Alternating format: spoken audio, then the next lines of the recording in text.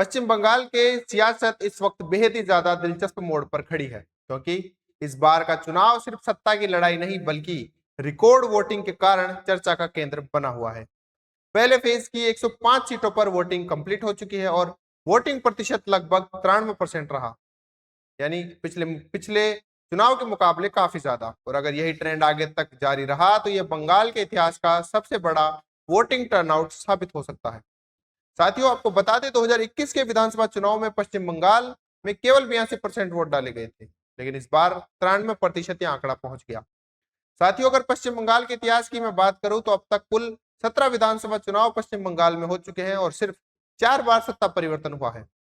सबसे पहले कांग्रेस थी, फिर 1967 में यूनाइटेड फ्रंट की गठबंधन की सरकार बनी, फिर 1977 में सीपीआईएम की सरकार बनी और फिर 2011 में आई टीएमसी यानी ममता बनर्जी की सरकार। हर बार जब भी वोटिंग परसेंटेज घटी या बढ़ी तब वहां पर सत्ता परिवर्तन आया। और 2011 के चुनाव की मैं बात करूं, जब ममता बनर्जी ने 34 साल के शासन को खत्म कर दिया, तब वहां पर मात्र 2.4% वोटिंग बढ़ी थी। और इस बार तो यह आंकड़ा काफी बड़ा नजर आ रहा है। इस बात से अंदाजा लगाया जा सकता है कि इस बार पश्चिम बंगाल में सत्ता परिवर्तन होगा। ये एक बड़ा सवाल इस समय मौजूद है। एक सवाल यह भी बनता है कि इस बार इतना ज्यादा वोटिंग परसेंटेज क्यों बढ़ा, इसकी क्या वजह है।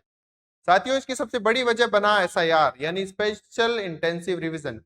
पश्चिम बंगाल के अंदर एसआईआर के तहत लगभग 91 लाख वोटर्स के नाम हटाए गए, जो जिससे केवल असली मतदाताओं का नाम लिस्ट में रहे, लेकिन इसके बावजूद वोटिंग परसेंटेज बढ़ा।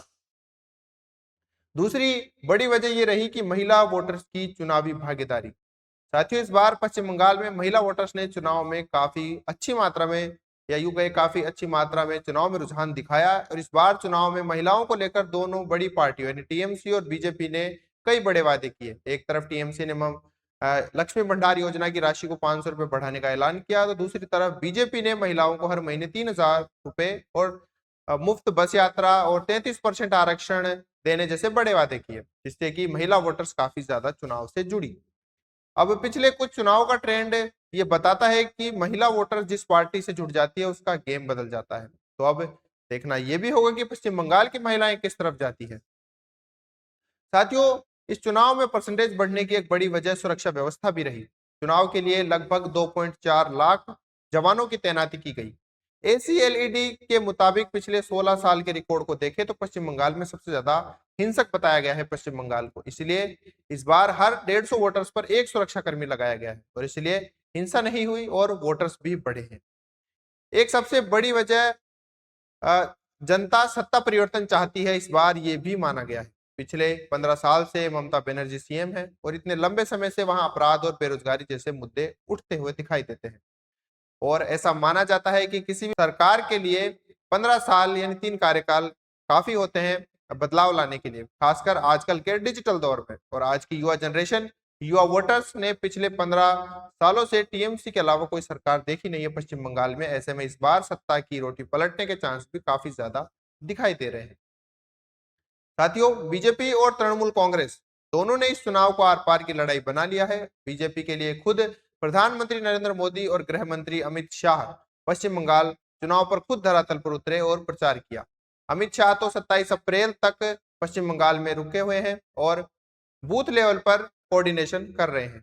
ऐसे ही तृणमूल कांग्रेस के नेता भी ममता बनर्जी और अभिषेक बनर्जी ने भी मोर्चा खोला हुआ है, वो भी लगातार धरातल पर उतरे हुए हैं। लेकिन इस बार तृणमूल कांग्रेस से रिलेटेड कई वीडियो सोशल मीडिया पर वायरल भी हो रहे हैं, जहां पर टीएमसी के कार्यकर्ता बीजेपी को वोट ना देने के लिए जनता को धमका रहे हैं।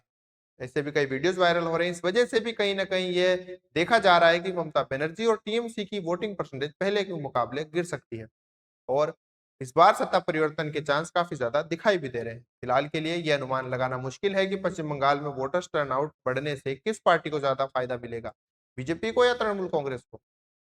पश्चिम बंगाल के पिछले चुनाव का भी आप अगर डेटा निकाले तो उससे भी कोई साफ अंदाजा नहीं लगाया जा सकता है इस बात का, क्योंकि अब तक पश्चिम बंगाल में इतने चुनाव हुए लेकिन सत्ता परिवर्तन सिर्फ 3 बार हुआ। साथियों, इस पूरे मामले पर आप क्या सोचते हैं, आपका विचार रखते हैं, हमें जरूर बताएं और देखते रहिए राजस्थान चौपाल।